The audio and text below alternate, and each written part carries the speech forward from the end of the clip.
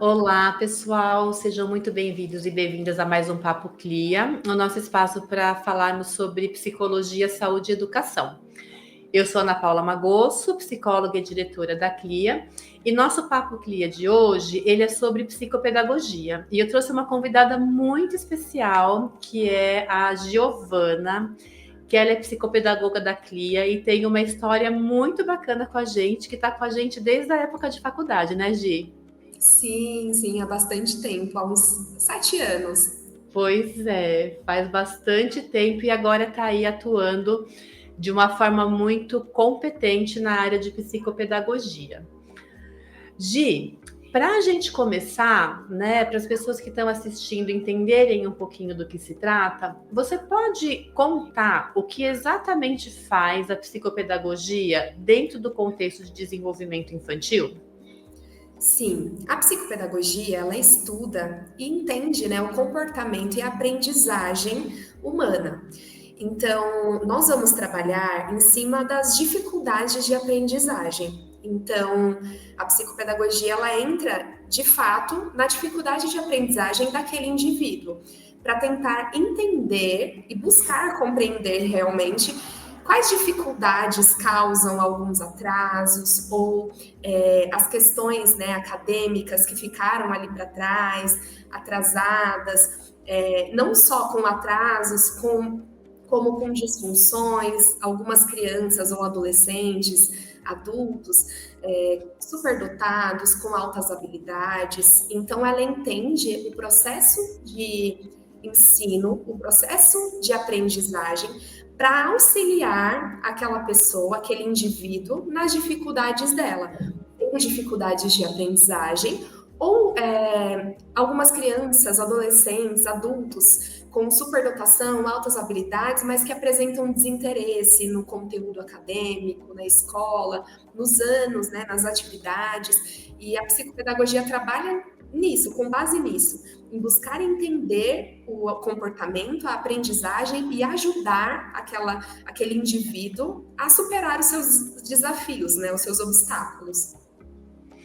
Então, ou seja, é fundamental para a gente poder identificar realmente quando tem alguma dificuldade para que isso não se estenda ao longo da vida acadêmica, né, Gi?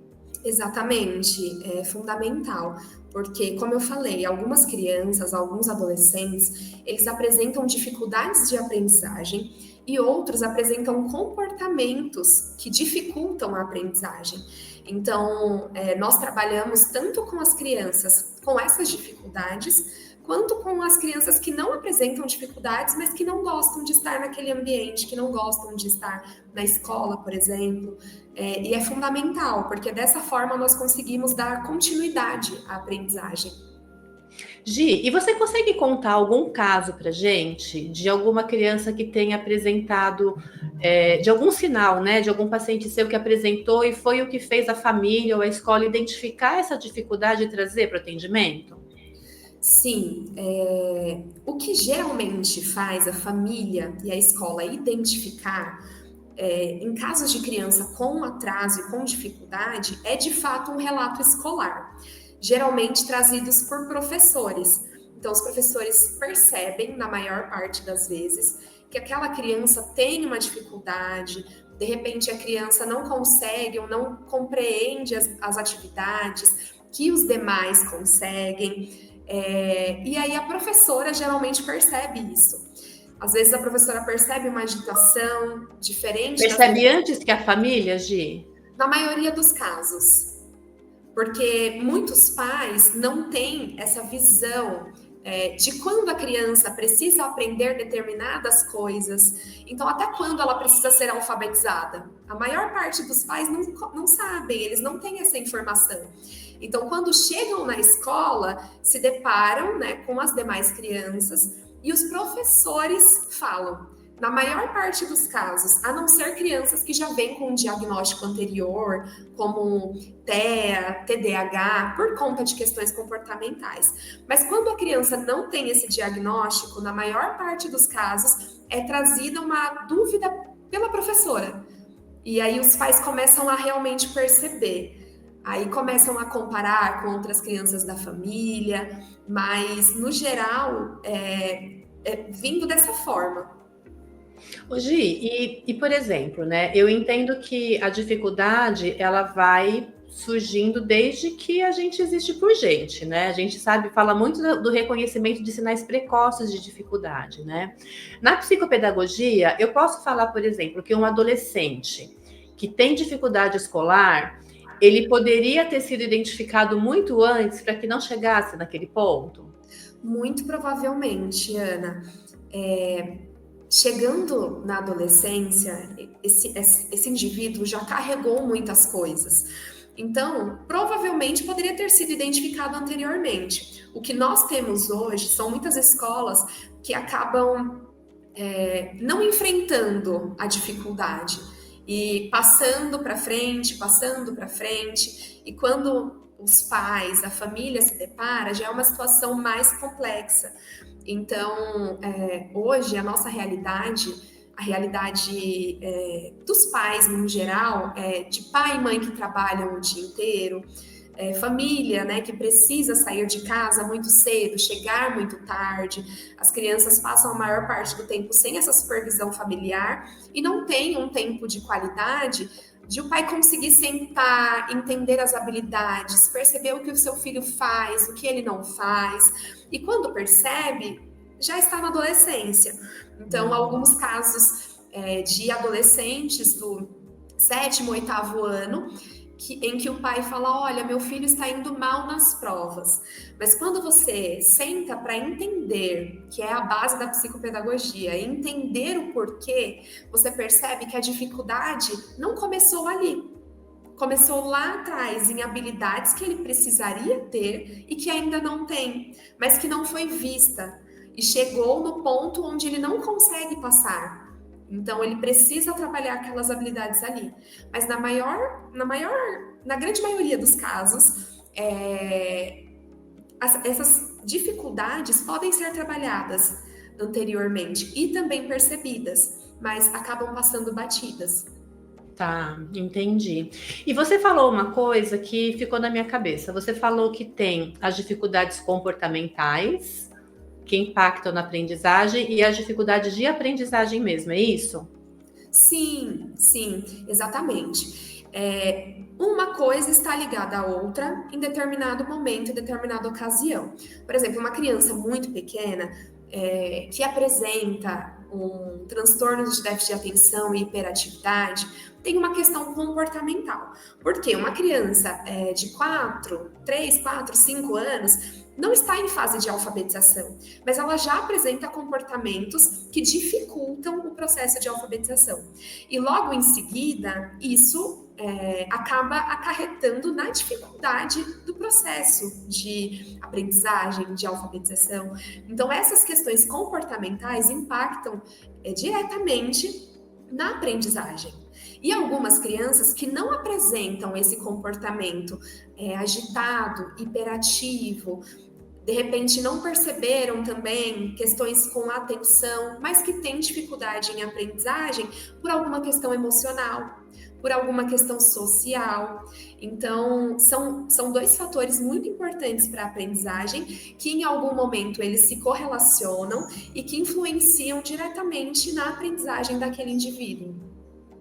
E pensando nesses aspectos, como é que se lida de uma forma específica, se você tiver como explicar para a gente, quando você trabalha, por exemplo, com transtornos que têm uma dificuldade específica, como a dislexia, a descalculia, que está totalmente envolvido com a aprendizagem, ou quando você tem um TDAH, um transtorno opositor, que não tem uma relação tão direta, mas também impacta pelas questões comportamentais. O que nós podemos fazer dentro desses percalços é uma avaliação bem detalhada daquele caso. Dentro da psicopedagogia, nós trabalhamos com abordagens e nós buscamos entender quais dificuldades daquela criança levaram a apresentar esse atraso. Então, essa criança, por exemplo, com descalculia, com dificuldade em aprender a respeito dos números, a aprender a matemática ou a aprender a ler, ela precisa ser enxergada, vista como um ser individual. Na escola, nas salas de aula, no nosso contexto, é muito difícil. Nós vemos hoje muitas salas com muitas crianças, um profissional só, e isso é difícil de ser trabalhado nesse contexto. Dentro do contexto da psicopedagogia, nós conseguimos enxergar aquela dificuldade no individual.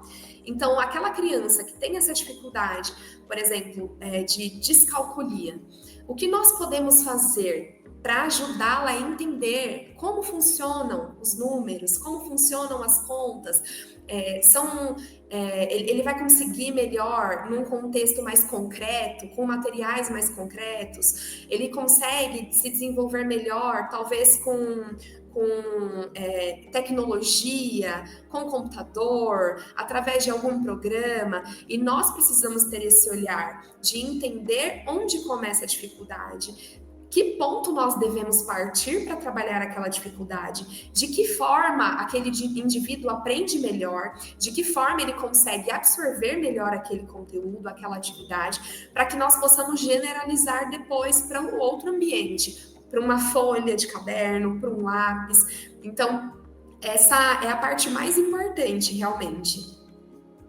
E isso que você falou é tão importante, né, Gida, a gente fazer uma avaliação muito assertiva, né, para poder saber a especificidade da criança. E é isso que quem assiste o Papo Clia já me ouviu falar várias vezes, de como é importante a gente ter mesmo uma equipe interdisciplinar envolvida nessa avaliação, porque são questões comportamentais, são questões cognitivas relacionadas à atenção, muitas vezes, são questões de fato de aprendizagem, né, e que podem impactar no mesmo problema, né? Então, quando a gente tem esse olhar diversificado, eu penso que isso enriquece e faz com que o diagnóstico seja muito mais assertivo, né, Gi? Exatamente.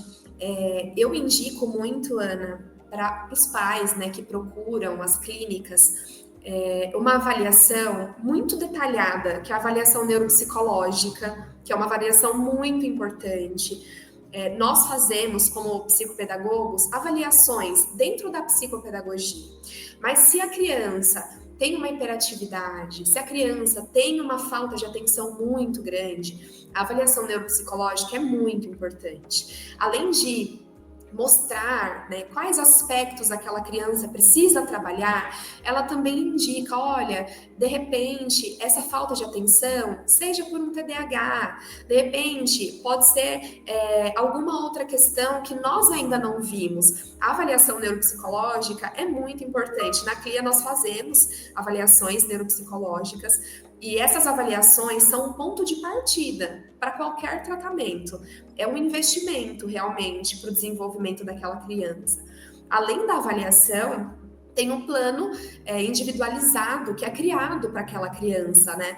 Quando se termina uma avaliação, é discutido em equipe o que aquela criança precisa para se desenvolver, de acordo com o resultado daquela avaliação. E a avaliação é o ponto de partida para qualquer tratamento. Sem a avaliação, nós não conseguimos trabalhar. E a avaliação neuropsicológica, em especial, é uma avaliação que eu gosto muito, porque ela é muito detalhada e ela mostra, de fato, as dificuldades das crianças, onde aquela criança apresenta mais dificuldade, e é um pontapé inicial para todo o tratamento. Sim, você tem razão. Isso é muito importante, né? A gente unir as informações da avaliação neuropsicológica com as informações da avaliação psicopedagógica e ainda levantar sinais de risco para outras coisas, né, Gi? Então, se a criança tem uma alteração sensorial que impacte ou uma alteração psicomotora, né? Tudo isso vai contemplando aí uma gama de situações que podem estar envolvidas e que faz toda a diferença, né? E exatamente. Me fala uma coisa, Gi, na sua prática, quais são os desafios mais frequentes para a criança na idade escolar? Os desafios mais frequentes, Ana, ultimamente, tem sido a pressão escolar. Então, as crianças, principalmente a partir do 6º ano, nós temos muitas crianças que até o quinto ano se desenvolvem muito bem dentro da escola e conseguem lidar bem. A partir do sexto ano, acontece uma grande mudança. A criança estuda numa escola geralmente maior, com mais professores. Então, ela tem um professor para português, um para matemática, um para história, um para ciência, um para geografia, diferente daquilo que ela conhecia, que era um professor polivalente. Então, essa mudança gera uma insegurança muito grande. Eu tenho certeza que quem está nos assistindo, que tem um filho que já passou do quinto ano, vai concordar. Eu tenho muitas mães que sofreram com essa situação, essa insegurança muito grande. A criança muda totalmente de ambiente e do que ela está acostumada.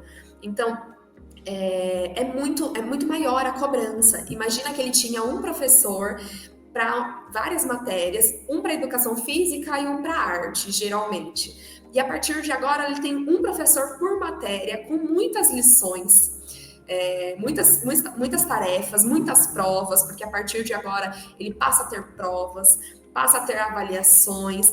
Então isso muda bastante para aquela criança, para aquele pré-adolescente em algumas situações. A pressão escolar passa a ser muito grande. As dificuldades aumentam, porque ele não tem que lidar apenas com um professor, tem que lidar com vários. Também pode gerar problemas de relacionamento, por isso que é importante um acompanhamento interdisciplinar, porque de repente, arrisco dizer que na grande maioria das vezes, aquela criança não vai precisar apenas de um psicopedagogo, vai precisar também de um psicólogo, porque ela também tem questões emocionais envolvidas na dificuldade de aprendizagem.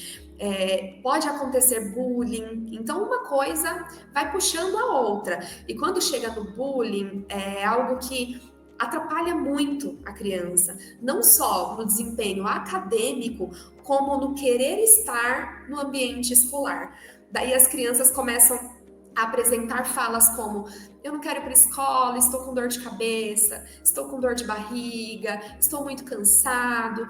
E todas essas falas, quando repetidas muitas vezes, gera uma preocupação, porque de fato é preocupante. Então, essa mudança, essa pressão, essa questão de cobrança dentro da escola é algo que atrapalha bastante no desenvolvimento.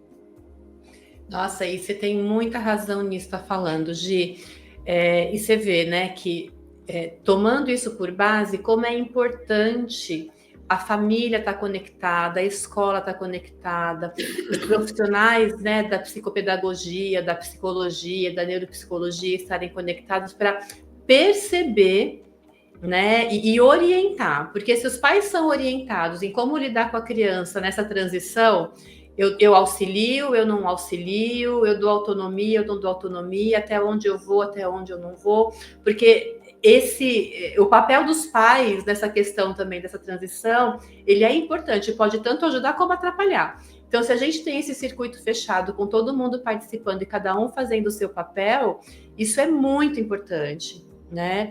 E você colocou aí alguns sinais, né, como essa questão do não querer ir para a escola, do falar que está com dor de cabeça, dor de barriga, não sei o quê, como algo que acontece em casa e que os pais vão perceber muitas vezes primeiro do que os professores, né? Você consegue citar alguns outros sinais, em qualquer idade que seja, que os pais podem ficar atentos a perceber que tem alguma coisa que não está legal nesse aspecto com seu filho? Então, Ana, alguns sintomas, né, como eu já falei, aparecem como dores. Dor de cabeça, dor de barriga, não quero ir para a escola hoje, uma desmotivação muito grande.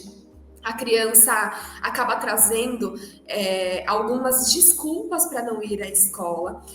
Algumas questões também, como rabiscar o caderno, depredar o seu material, não cuidar do seu material, ter alguns comportamentos de: eu coloquei uma borracha nova hoje no estojo do meu filho. Quando ele retornou da escola, não estava mais lá, ou então estava toda picotada, toda cortada, os materiais mal cuidados, choros antes de ir para a escola, quando retorna. Uma criança que era bastante comunicativa e já não é mais comunicativa. São sinais que nós precisamos estar atentos e, a partir deles, entender que existe algo acontecendo dentro do ambiente escolar e que não necessariamente são insultos, mas talvez uma criança que não está se adaptando, que não está aprendendo, que está encontrando dificuldades. Então, assim, é muito importante que a família compreenda o quanto é necessário o apoio, né, para que eles possam identificar o que está acontecendo e colaborar com o filho nesse processo todo, né? Gi, como que você vê que a psicopedagogia colabora com a escola e com os professores nesse processo de inclusão e adaptação escolar, né? Porque tem toda essa questão comportamental, essa questão da dificuldade que a gente viu, né? Como que a psicopedagogia entra nisso? Ana, a psicopedagogia está diretamente ligada com a escola, ou deveria estar, justamente porque as escolas apresentam bastante dificuldade de lidar com as dificuldades das crianças. Tanto as dificuldades comportamentais quanto as dificuldades de aprendizagem. Como eu falei no início, o contexto de sala de aula é um contexto bem difícil para identificar as dificuldades e trabalhar as dificuldades. Então, o que acontece? Geralmente tem-se um professor para vários alunos, e aquele professor precisa preparar uma aula para todos os alunos, e quando há um aluno com dificuldade de aprendizagem, precisa de uma outra aula para aquele aluno. Então, o papel do psicopedagogo é ajudar a escola a entender essas dificuldades, ajudar a escola a compreender as dificuldades daquele aluno e como eles podem trabalhar. Então, são lados muito importantes e que precisam estar diretamente ligados e com uma comunicação muito assertiva. Então, se a escola percebeu uma dificuldade daquela criança em uma certa atividade, em uma certa habilidade, precisa estar em contato com o psicopedagogo, assim como os outros profissionais dentro daquele tratamento, que é muito importante, porque de repente aquela criança tem uma questão de dificuldade de aprendizagem, mas também tem uma questão comportamental, que precisa de um acompanhamento psicológico, de psicoterapia, que também precisa estar ligado e com uma comunicação assertiva com aquela escola. Então é muito importante o papel de comunicação. Então, o psicopedagogo tem trabalhado a alfabetização. A escola também precisa trabalhar aquela alfabetização, visto que a criança passa em sessão com o psicopedagogo muito menos tempo do que ela passa dentro da escola. E esse trabalho precisa ser reforçado de ambos os lados. E essa parceria ela é tão importante quanto o trabalho de formação dos educadores, né, Gi? Porque eu escuto muito dos educadores o quanto eles não têm, muitas vezes, a informação de uma forma formal para que eles tenham estratégias próprias de lidar com tudo isso. Eles que buscam muito por conta própria, né? E aí eu acho que entra muito esse trabalho todo que vocês da psicopedagogia aqui da CLIA fazem, de assessoria escolar, para poder ensinar muitas vezes ou auxiliar na produção do PEI, a fazer adaptação de material, e os próprios cursos de reciclagem que nós temos como aba escolar, né? Que eu acho que vai dando um pouco mais de condição para os professores também poderem colaborar de uma forma mais ativa nessa parceria, né? Exatamente. Ana, não é incomum acontecer das escolas terem dificuldades de criar o PEI. As escolas terem dificuldades dos objetivos que colocam dentro desse documento. E isso é algo que nós precisamos desenvolver, porque senão aquele ano escolar daquele paciente ou daquele aluno não se desenvolverá. Então, o que ele precisa trabalhar, o que ele precisa aprender? E muitas escolas têm muita dificuldade em criar um PEI, em adequar o material, em adequar uma prova. Então, esse trabalho é muito importante para o desenvolvimento daquela criança dentro da escola. Então, se a criança precisa desse suporte, se a criança precisa de uma adaptação de uma prova, de uma adaptação de conteúdo, esse serviço é muito importante de adequar esse ano escolar para a realidade daquela criança, para a realidade escolar e acadêmica daquela criança.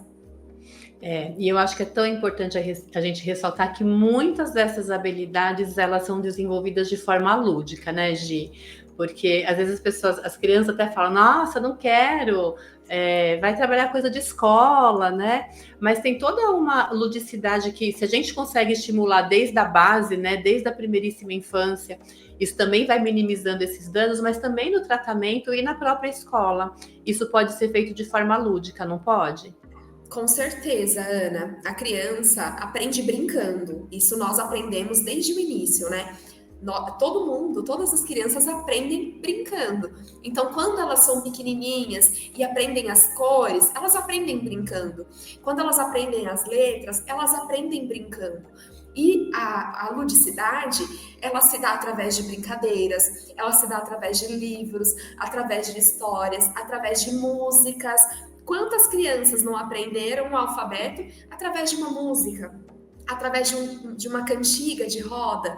Então, a ludicidade é muito importante para o processo de aprendizagem. A criança que não brinca tem dificuldade de aprender. Então, isso é extremamente importante. Não só para a criança, como também para o adolescente. Nós pensamos que o adolescente não aprende através da ludicidade, porque nós entendemos que a partir de uma certa idade eles não brincam mais. Mas pelo contrário, eles aprendem jogando, eles aprendem com jogos de tabuleiro, com jogos com regras, brincadeiras com regras. Então, esses processos são importantíssimos, não só para a aprendizagem, como também para o ensino da vida em sociedade, que é o que eles estão aprendendo a partir de então. Então, a ludicidade como um todo é muito importante para o processo de desenvolvimento, tanto da criança quanto do adolescente. Você sabe o que você estava falando, eu estava aqui lembrando, né? Eu sei até hoje as preposições todas porque eu aprendi com uma música. E a tabela periódica tinham frases engraçadas que a gente montava para poder decorar. E tudo isso faz parte dessa ludicidade, né? Você vai trazendo para a brincadeira alguma coisa que você precisa aprender e isso fixa e não sai mais, né? Exatamente. Na faculdade, eu aprendi uma forma de descobrir qual era a sílaba tônica de cada palavra. E hoje eu tenho a oportunidade de ensinar os meus pacientes através dessa forma que eu aprendi na faculdade, que eu não tinha aprendido em toda a minha vida escolar. Então, o professor ensinou, olha, se vocês quiserem descobrir qual é a sílaba tônica, vende essa palavra na feira. Então, era celular. Você grita a palavra, né, Gi? Olha o celular! Então eu sei que a sílaba tônica é a última sílaba, é o lar. Então isso me fez aprender e eu tenho ensinado os meus pacientes dessa forma. Inclusive eu ensinei um dessa forma e ele foi super bem na prova de português. A escola parabenizou, disse que foi muito bom e ele conseguiu, né, vencer esse desafio, esse obstáculo. Que bacana. Bom, agora para a gente finalizar, Gi, conta para quem está escutando, que é pai, mãe ou educador, qual que é a sua principal dica para ajudar uma criança que está enfrentando dificuldades na escola? A principal dica é estar atento ao desenvolvimento do seu filho, estar atento aos comportamentos do seu filho. E em qualquer sinal, qualquer mínimo sinal de dificuldade, de desatenção, de hiperatividade, o fato de não querer estar no ambiente escolar, procure ajuda. Não deixe para depois. Pode ser apenas uma questão pontual, mas pode ser algo que aquela criança, aquele adolescente carrega há algum tempo. E isso é muito importante, procurar ajuda profissional. Depois da ajuda profissional, Ana, o mais importante é trabalhar em parceria, família, terapeuta e clínica e escola. essa tríade não pode falhar, né? Então, precisa acontecer, porque o desenvolvimento daquela criança, daquele adolescente, depende dessa comunicação assertiva. E, além de tudo, o apoio àquela criança, o apoio àquele adolescente. É muito importante, sabe? Mostrar que ele não está sozinho, principalmente se for adolescente. Você não está sozinho, nós estamos com você, estamos aqui para te ajudar. E, né, outra coisa para finalizar é um ambiente que seja positivo, um ambiente que seja acolhedor, um ambiente que seja um reforço para aquela criança de que eu estou sendo acolhido, eu estou sendo ouvido, estão me vendo. Esses pontos são muito importantes para que todos percebam, entendam, estejam atentos a essas questões. Gi, fantásticas dicas que você deu, né? Eu queria muito agradecer a sua participação. Eu sei que a sua agenda é cheia, o tempo é corrido. Então, muito obrigada por ter dedicado esse tempinho para conversar aqui com a gente, né? Também queria agradecer a todo mundo que está assistindo e dizer que se você quer nos conhecer um pouco melhor, acesse o nosso site, que é o www.cliapsicologia.com.br, as nossas redes sociais, como Clia Psicologia, Saúde e Educação, e a Gi e a nossa equipe está aí à disposição para tirar as dúvidas, não tenha medo de nos procurar. Um abraço a todos. Obrigada, Ana. Beijos.